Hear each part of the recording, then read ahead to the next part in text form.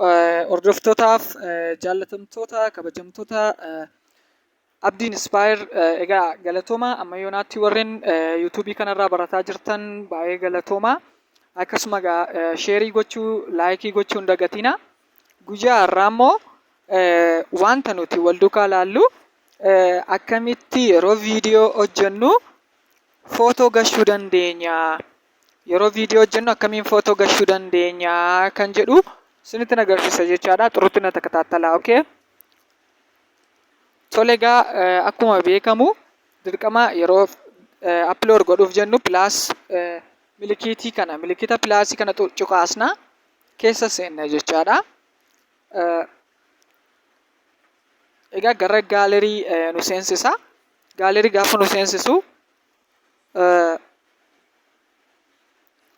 akkuma isin argitan kunoo suura fakkeenyaaf suura gasheen isinitti agarsiisa.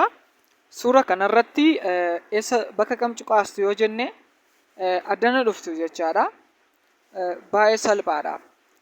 Bakka kana stiiker kan jettu kana keessa seentu jechaadha. Egaa stiiker kan jedhu kana keessatti gaaler pilaasii kana keessa seenne jechaadha. Suura nama gashaa jiru irratti suura daballee gashuudhaafi suura nama barbaanne irratti hojjechuu ni dandeenya.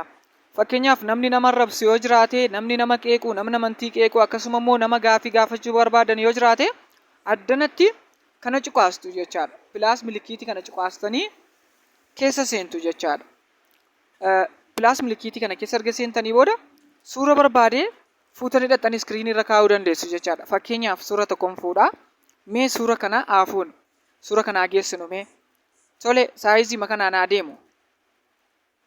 Egaa suura kana akkan barbaadetti kaa'ee xiqqeessuus nan danda'a. Xiqqeessitanii saayizii isaa akka barbaadanitti xiqqeessitanii kaa'uu dandeessu.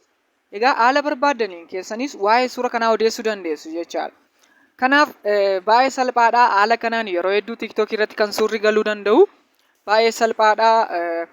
Galatoomaa yoo isinitti tole barnoota itti aanu ammallee qabadheen isiniif dhiyaadha. Yoo isinitti tole ammallee sheerii nuuf godhaa, laayikii nuuf godhaa, sabiskiraayibii nuuf godhaa ijoollee Oromoo. Galatoomaa turtii gaarii isiniif hawwaa.